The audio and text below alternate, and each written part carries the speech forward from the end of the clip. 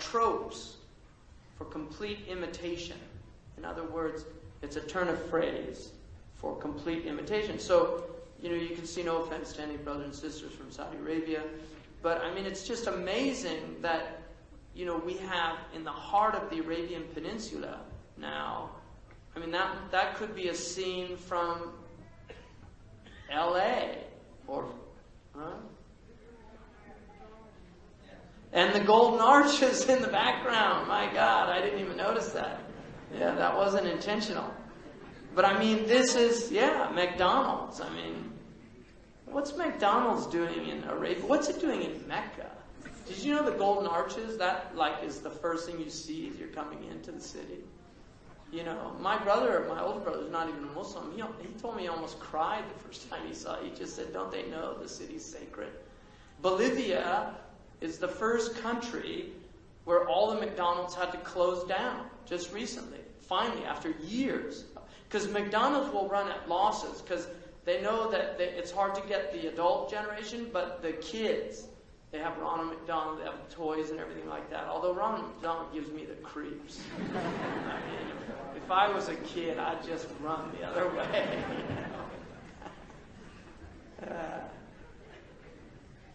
So Bolivia, literally, they had to shut them all down. Hooray for Bolivia.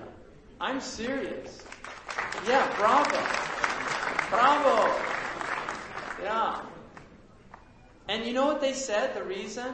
Somebody went down there to find out. He interviewed all these. They said, food is meant to be prepared with love and shared with family, and we don't want to eat that kind of food. It tastes horrible. I mean, anybody who eats real food cannot eat McDonald's. The only way you can eat McDonald's is because you've been eating processed food all your life. Once you start eating real food, you will throw up if you try to eat something from McDonald's. And I'm not exaggerating, really. I'm not making that up. So yes, I am anti-McDonald's. I'm anti-Pepsi. I'm anti-Coca-Cola. I'm anti-anything that you recognize the name. I'm troubled by it. Right? I like things that are like home, I mean, we need to be cultivating. We used to have victory gardens during World War II where people were told to grow gardens in their houses. A lot of South Asian community, the grandmas will grow gardens in the backyards because that's what they do in India and Pakistan and things. Right? They grow gardens and have vegetables. They eat their own tomatoes and things. And now you've got Monsanto and all these companies that are changing the actual structures of these seeds. And then this was obviously the one that we mentioned in the beginning with the hadith of Jibreel, that you will see the Amma will taridu rabbataha, she'll give birth to her mistress. The ulama differ on what that means. Some of them mean, and this did occur during certain periods of Islam, where a concubine would be a consort of one of the rulers, and then the child that came from it would actually become a ruler. That did happen. Some of them say that's the meaning.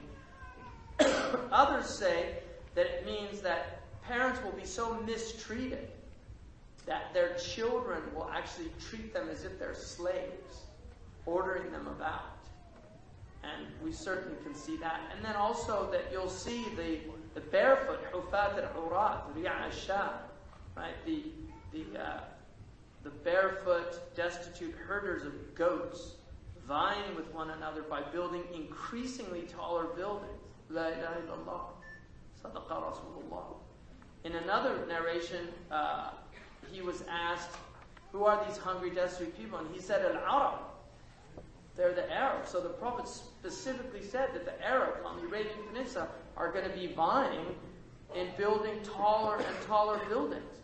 And now, after they built this building, then they announced in Saudi Arabia, we're going to do the mile high, even outdo that one.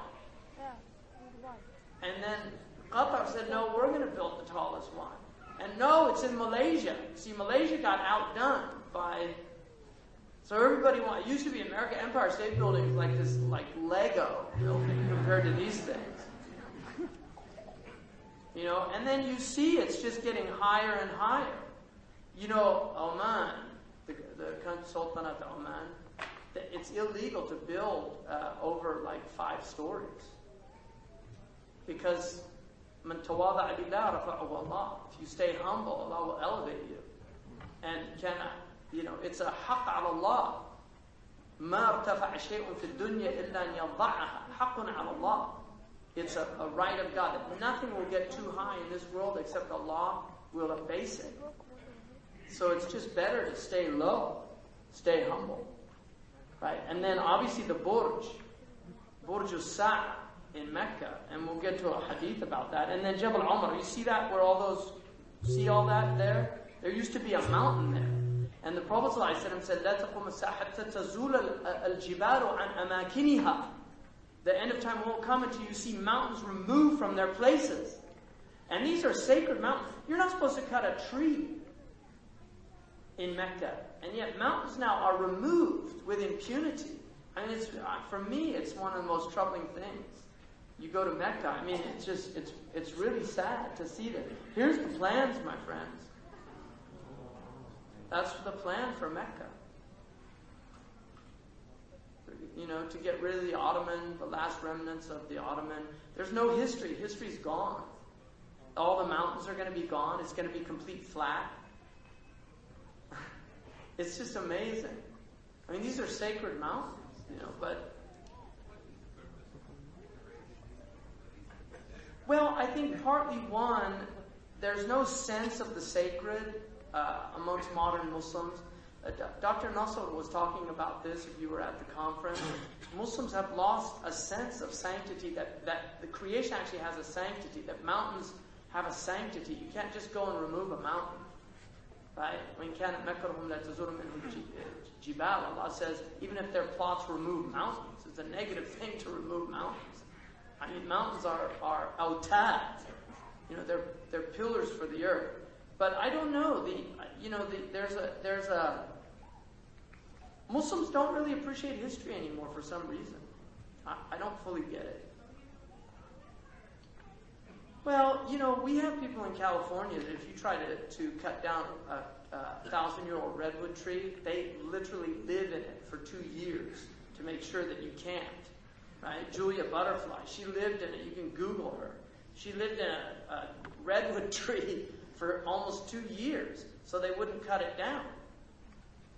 So I don't know. It's only if Muslims, have some sense of.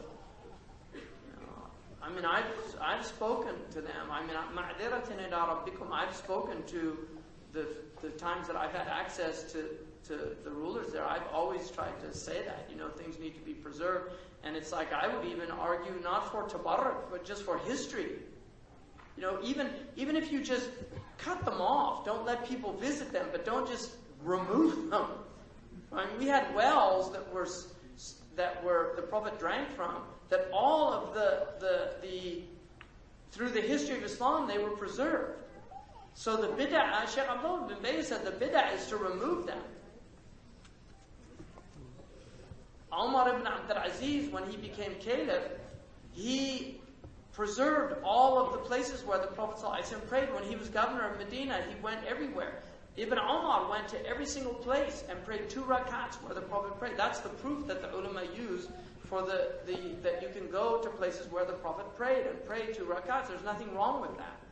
This idea somehow that it's a bid'ah because it's not mansoos, it's not wajib, but tatabbu' al-Rasul is a good thing. I mean, even Ibn Umar, he used to go on his journey, he would, in Medina, there was a place where he'd move his camel. And somebody asked him, I always see you doing that.